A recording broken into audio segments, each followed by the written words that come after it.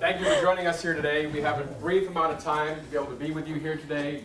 We want to make sure that we connect with you.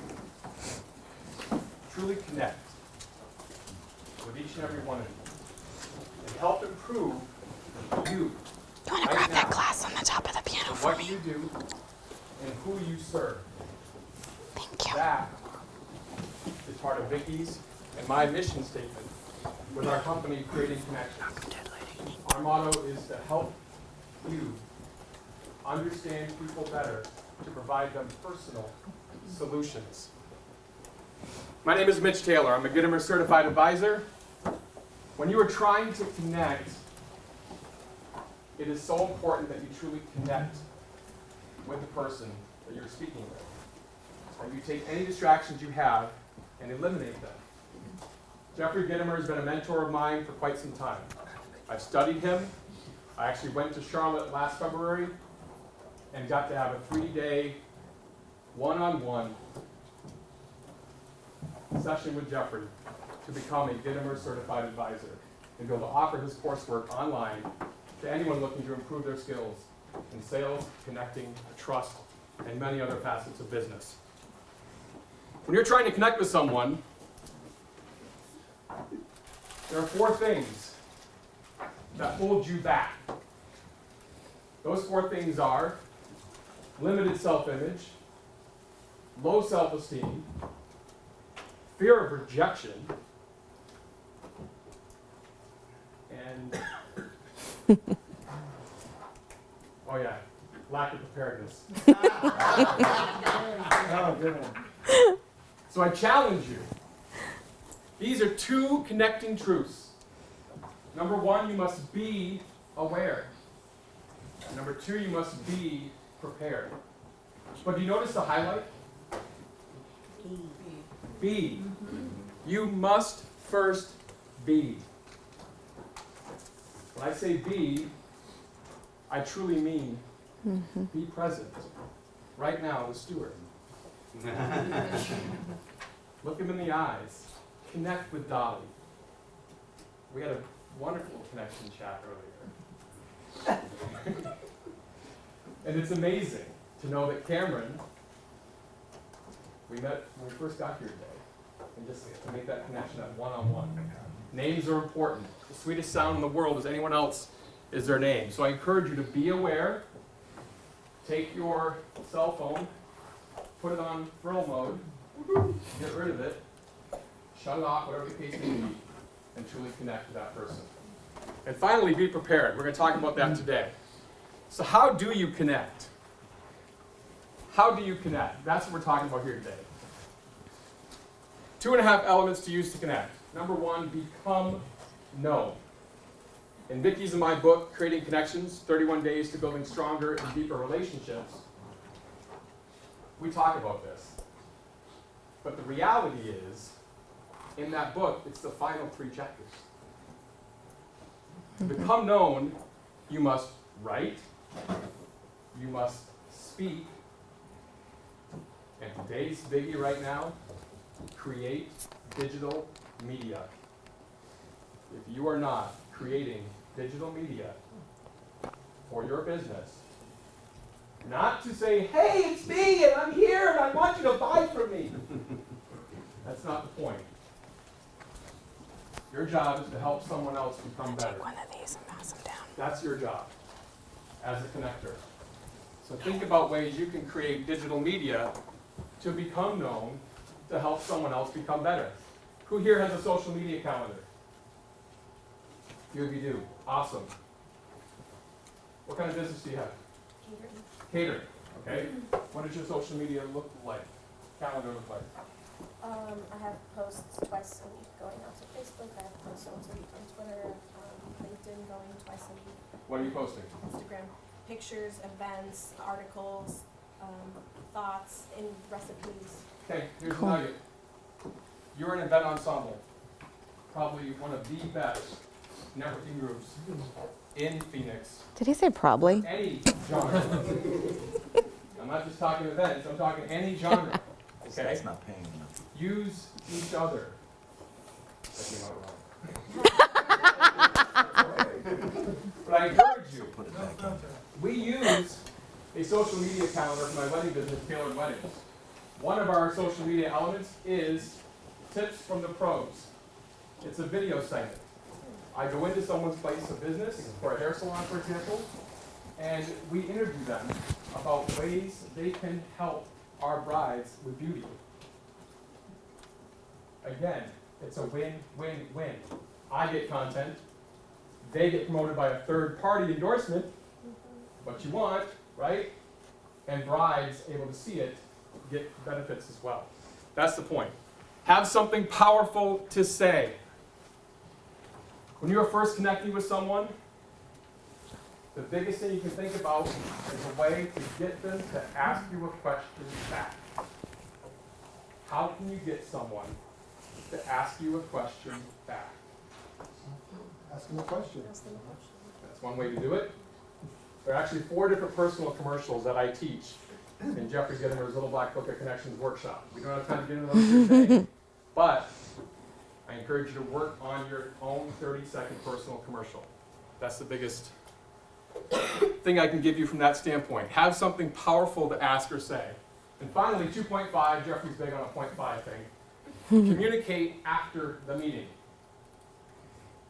Curtis, our greeter for Phoenix, gave us really cool photography pictures. Not just pictures, but they were set. It was like a work of art, really. It was. Photos that he took of around Phoenix that will remind us of this wonderful experience we've had here in Phoenix.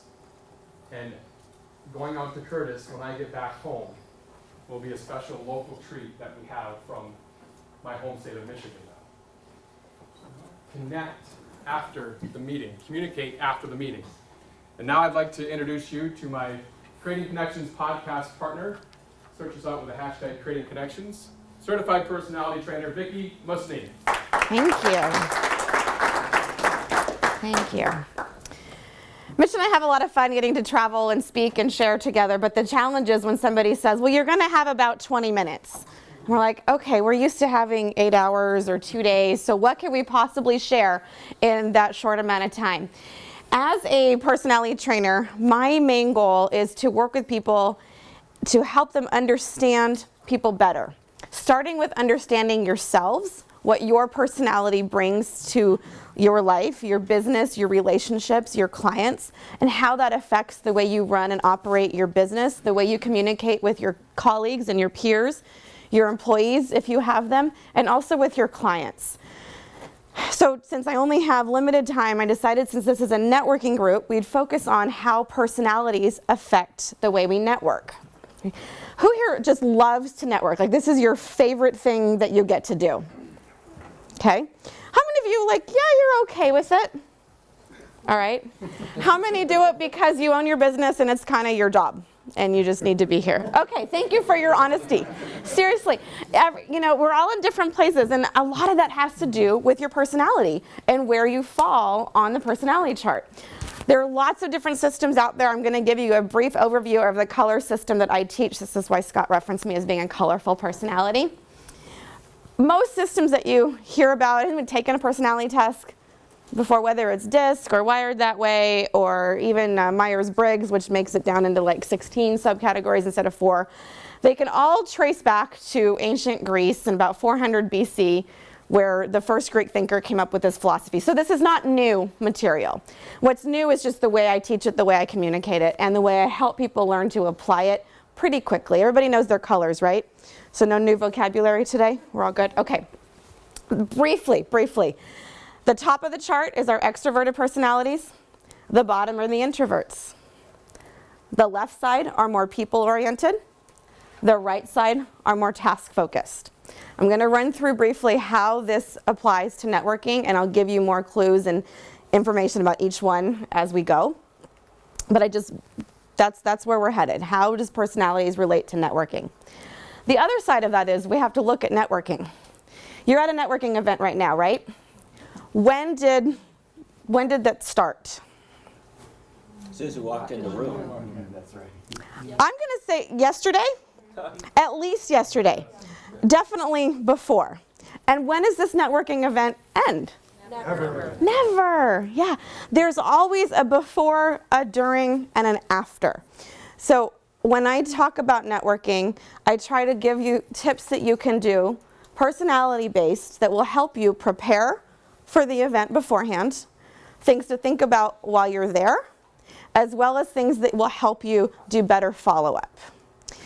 And so you don't have to take a lot of notes. I have a little networking guide that you can actually download this from my website. If you go to vickimusni.com and subscribe to the newsletter, it'll give you a link to download that. But to see how well we're doing, let's play a little game. Everybody have something you can write on? I'm just going to need you to make some tally marks for me. Okay? All right. Give yourself a point if you arrived today at least 10 minutes early. So 8:50. If you were here in the room by 8:50, give yourself a point. So just a tally mark. Okay? Give yourself a point if you carpooled with someone from a different company. Okay. No, bringing your children doesn't count. Give yourself a point if you stood at the front of the room as other people came in. Did you hang out by the door and greet people, help people? So I don't know if there was a sign-in process, help process payment, anything that would have helped Scott with that. Give yourself a point if you're wearing a name tag. Give yourself a point if the person sitting on either side of you, so up to 2 points, is not from your same company. You get 2 points? Yes, you can get 2 points for that one. Give yourself a point if you're sitting next to someone that you have never met before today.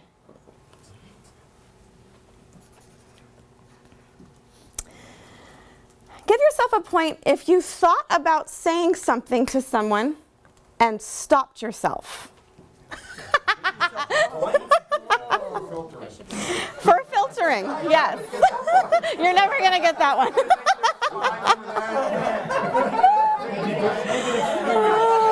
Is it good or bad? So 40 people in the room, that could be 40 points. No, just if at one time you actually had a thought pop into your head and then you thought better out of it and didn't actually say it. Oh my God. I know. Okay. Give yourself a point if you sat down at one side of the room when you got here early and then moved to sit next to somebody else before the meeting formally started. Give yourself a point. Oh, this is different because you guys all passed them around. If you exchanged cards with someone new before they got passed around the table. You can't have the points for the systematic passing. You messed with my system here. All right. Give yourself a point if you've already today scheduled a FaceTime visit with someone that wasn't set prior to today. So if you did that in the first half an hour or so that you were here. All right. Give yourself a point if you said something positive or supportive to the event organizers.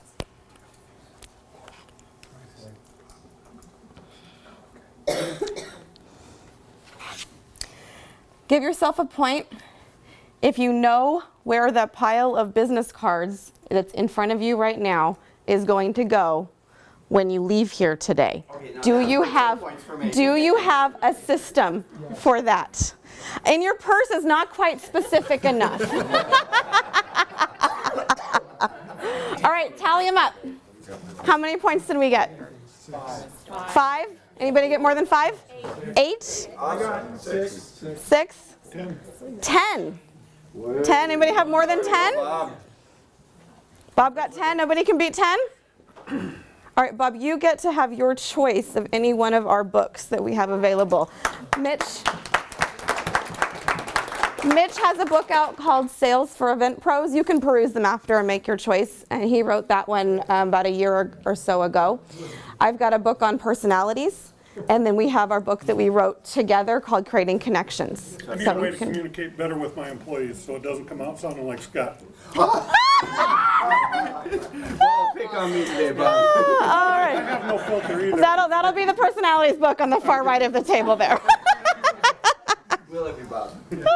All right. And again, if you want to get this before, during, and after download, because I'm not going to be able to hit on every single one of these points, you can get that from my website, vickimusni.com. The trick is just spelling my name the same way that I do. So hopefully you grab one of my cards as it came by. And also that calendar. Did the calendars make it all the way around? Okay.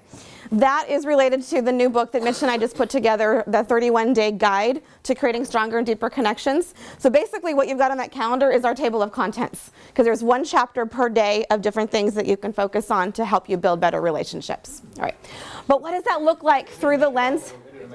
Scott, did they stop at you? There was one, Honey, nothing stops at me. there was one left when it got back. Oh, okay. Then you're going to have to email me and I'll send you a digital download. Sorry about that. More people showed up than we were expecting. That's great. Okay. So, networking through the lens of personalities. People think that you have to be a certain personality type to be an effective networker. Those just tend to be the people that naturally love it, that raise their hands the first time. But everybody can network. The trick is using your strengths to your advantage and then actively trying to work on those weaknesses. The yellow personality, what I call a yellow, is Scott. Yellow, and I picked that color because it's loud and sunny. So yes, those are the people that naturally love it. They're on the extroverted spectrum on the top of the chart. They're also on the people side. Okay, those are our yellows. So what are the obvious natural strengths of a yellow when it comes to networking? Sunshine. Sunshine. They bring sunshine to the room. What else? They're outgoing. What else? Friendly. Positive. Positive. Encouraging. Smiling. Thank you for the compliments. Easy to talk to, right? They'll strike up a conversation with anyone. No filter. No filter. I don't know if that's a strength always. Fun. Okay. They're fun. They're energetic. They're engaging. They're memorable, right? Those are all really good things when you're a networker. And that's what a lot of people think, oh, you have to be a yellow to be a good networker. Are there some possible negative characteristics about a yellow when it comes to networking? Okay. So don't take this personally. I would tend to feel no filter could sometimes fall in this category, and that's why I put that question in the point game, because as a yellow, my general rule of thumb is that we need to learn to share half of all of the stories that pop into our mouths. We have a story for everything. That's part of who we are.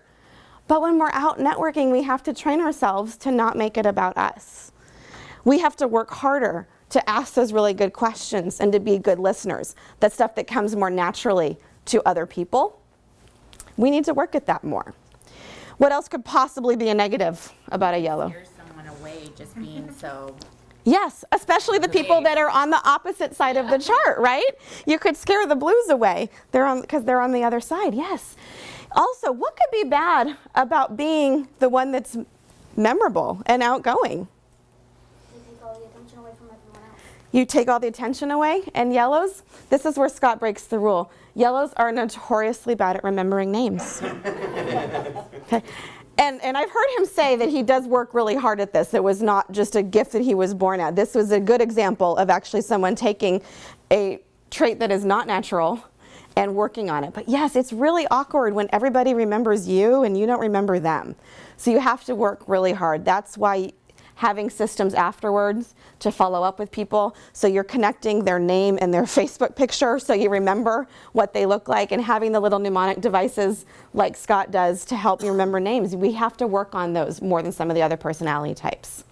All right, let's talk about blues. That's on the opposite side of my spectrum. When I say blue, I want you to think about deep blue oceans. Deep thinkers, people that like to process internally. There's lots of action going on below the surface. They're always thinking. And they tend to, opposite of our yellows, think before they speak. Yellows don't usually do that. We just speak. So blues, what are the... That's not really, those are the introverts, right? And they're on the task side of the chart. They're not usually the ones we think of as being great networkers and natural talkers, right? But they're business owners. And if you're a blue and you own your own business, that's part of your job, is to be able to get out there and network and connect. So you might have to work a little bit harder at the social side. But what strengths could a blue bring to the networking table? Wisdom. Wisdom. Yeah. It's a good one. What else? Keep They the wouldn't yellow have a in problem check. with They can keep the yellow in check.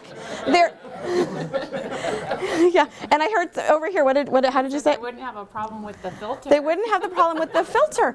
They're naturally good listeners, and they tend to know how to behave properly. So that can make a good impression. They naturally present themselves in a professional, polished way because, you know, some of us just will blurt something out and oh, I probably shouldn't have said that, and you know, that was not safe for work, or whatever the context is. But the blues, they bring that naturally with them, and they're very good listeners. So if the yellow asks the question, and if they remember to ask and listen, the blue will kind of say their piece quietly and short, but then they're likely to ask the question back and remember what the other person has to say. So listening and remembering are all the good strengths that a blue naturally brings. What do blues need to work on the most? Not necessarily becoming yellow, but yeah, stepping it up a little bit. You can't change who you are. But once you're aware of, okay, this isn't what I'm best at, maybe it takes you a little more time to psych yourself up to get prepared for this event because you don't naturally love being in a large group of people. You're probably not going to maybe start a career as a professional speaker and trainer, but you can do it for a short amount of time. Oh, You had a thought?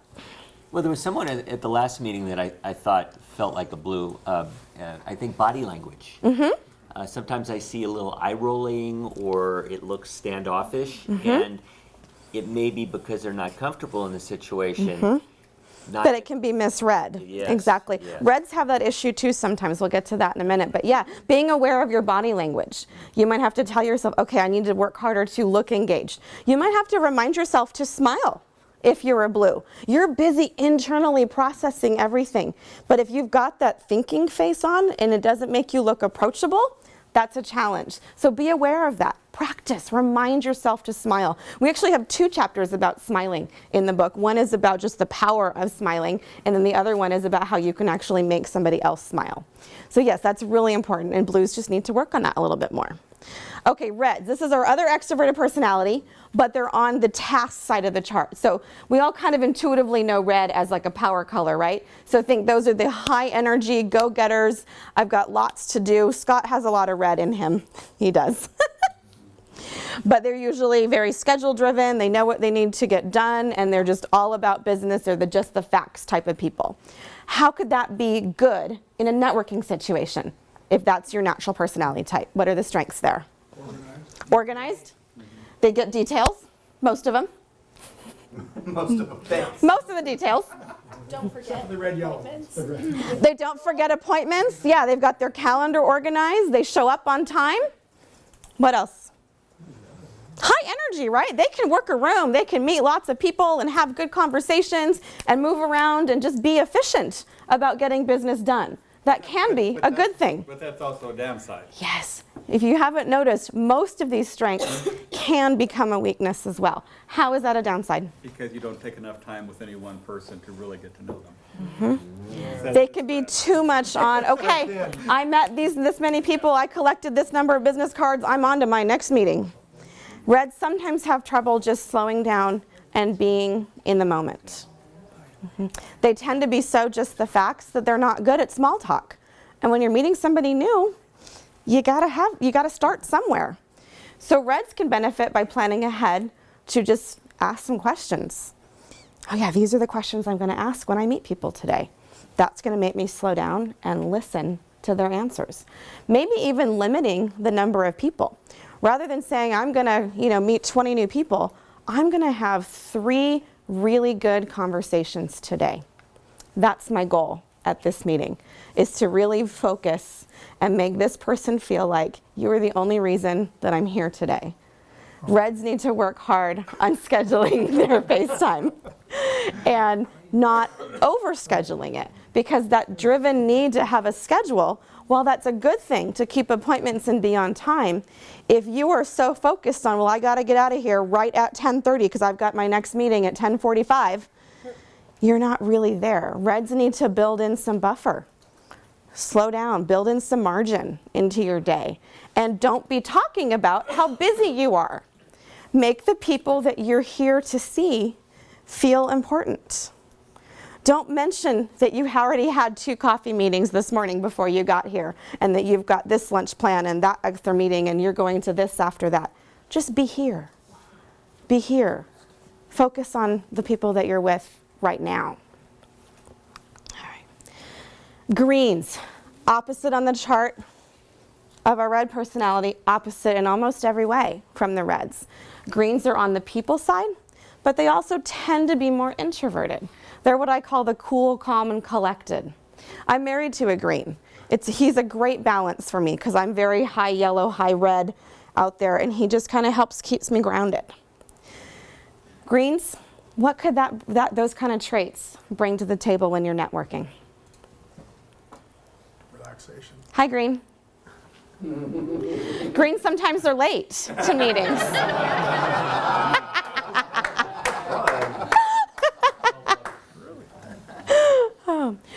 What are the good things though that greens bring to the table? What's good about being cool, calm, and collected and getting along with people? Comforting. They're comforting. Comforting is one of my 3 buzzwords when I do the full presentation. Comfort is one of them.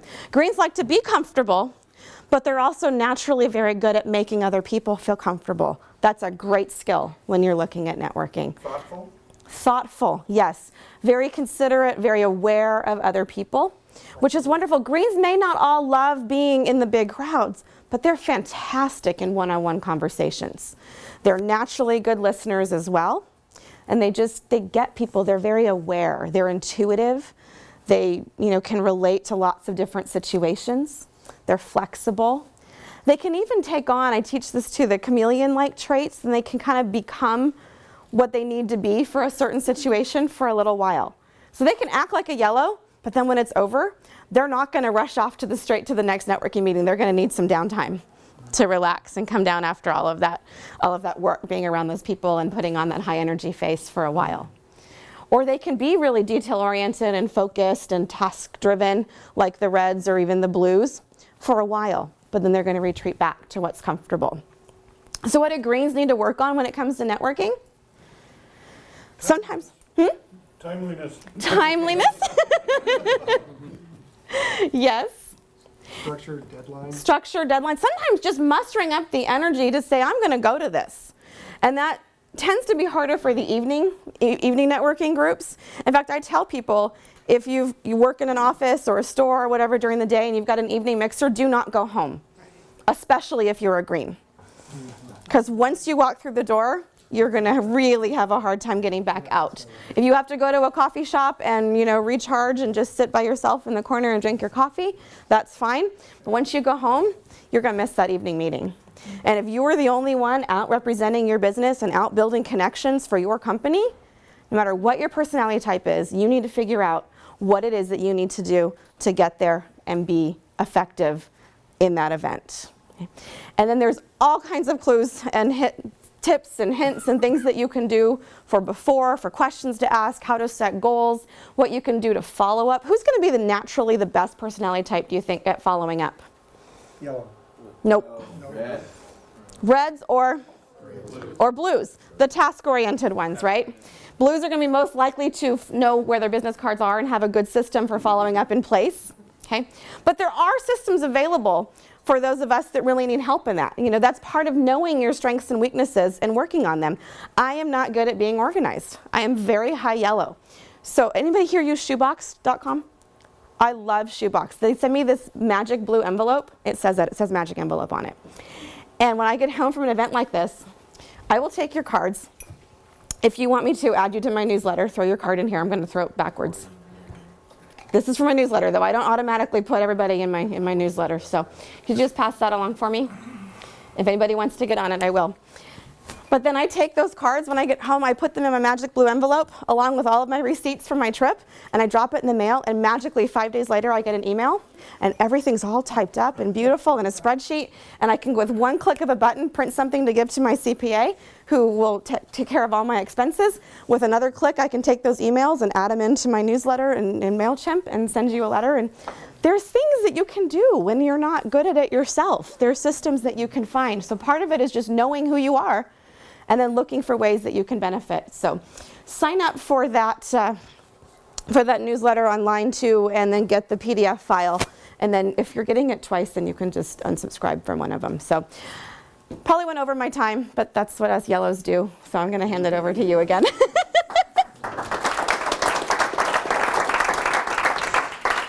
Because we're short on time, Vicki and I want to give you some strategies to building your networking and guidelines and rules of networking. We're going to give you 10.5.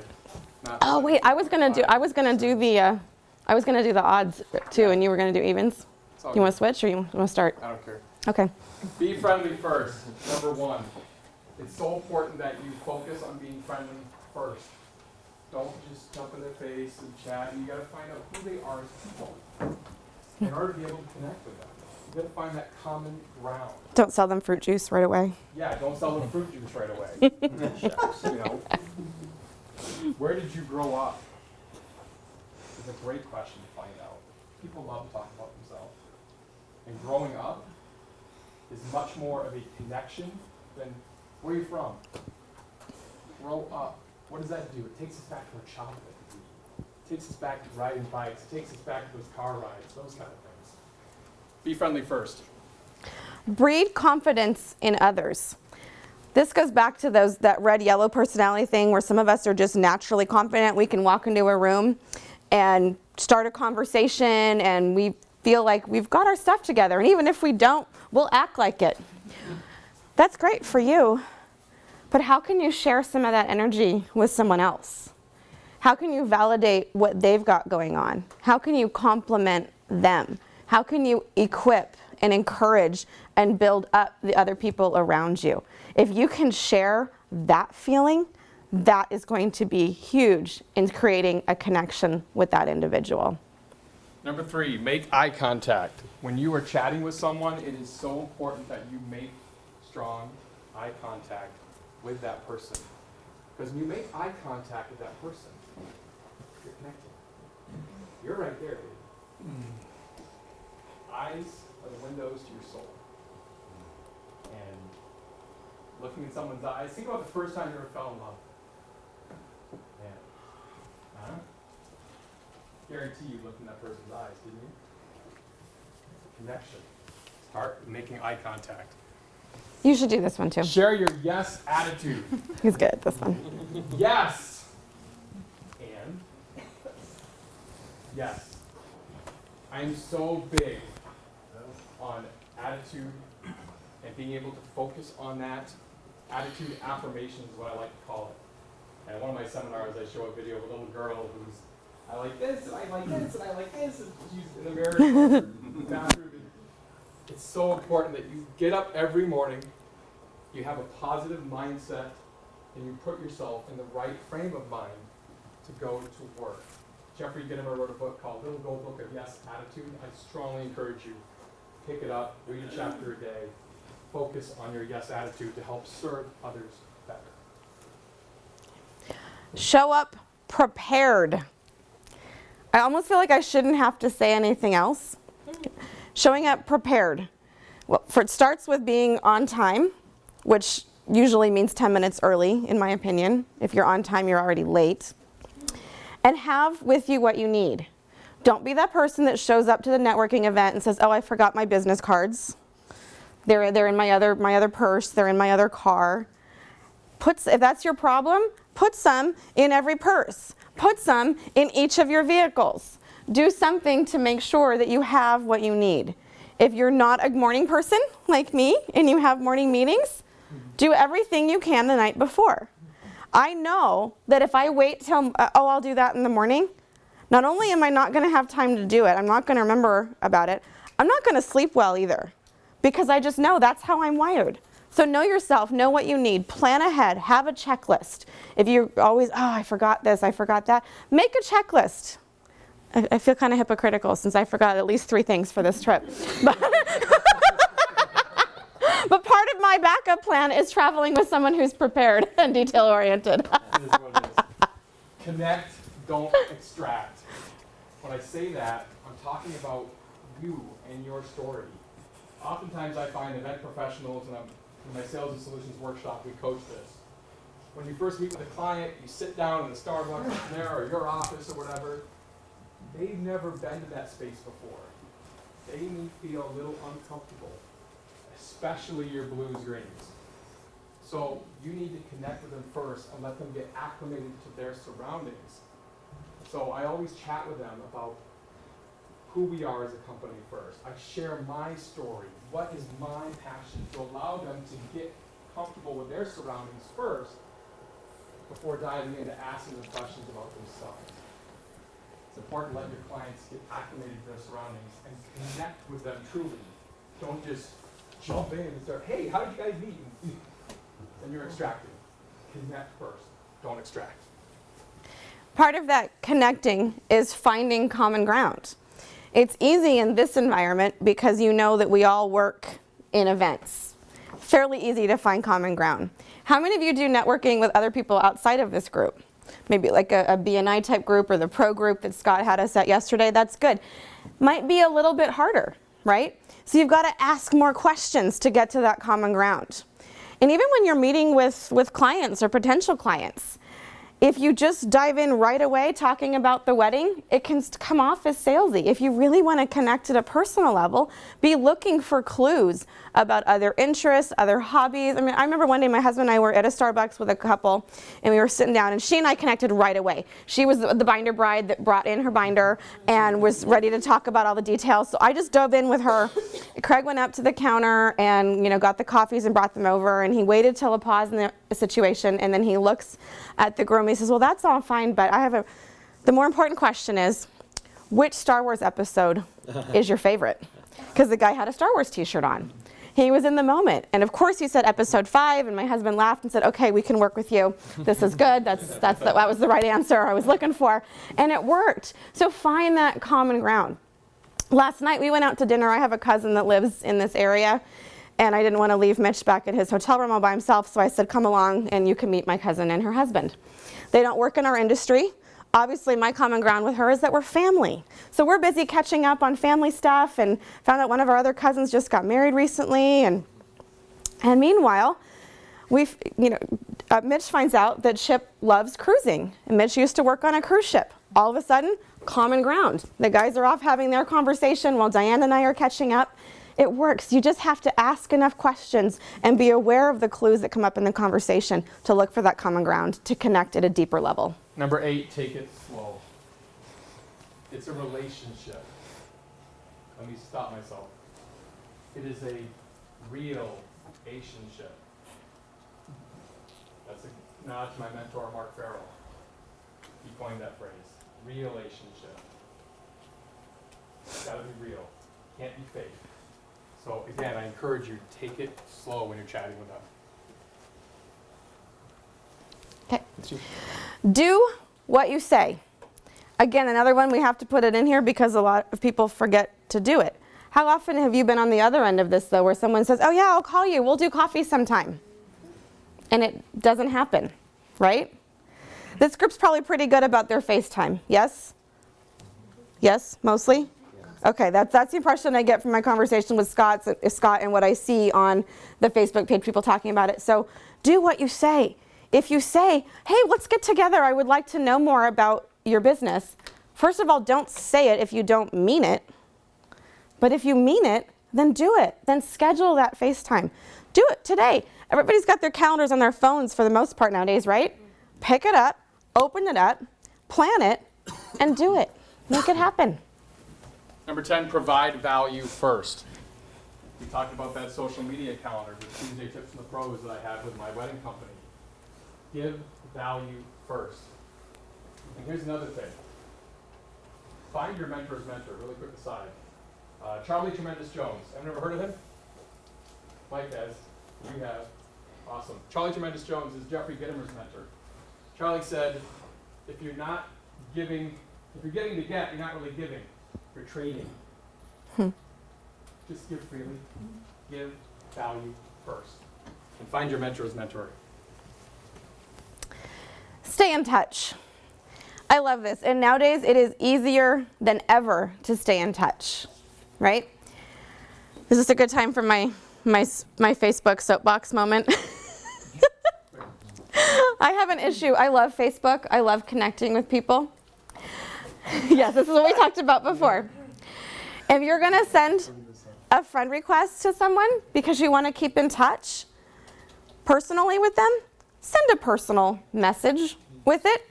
If you just want to follow someone professionally without having a personal conversation, go like their business page.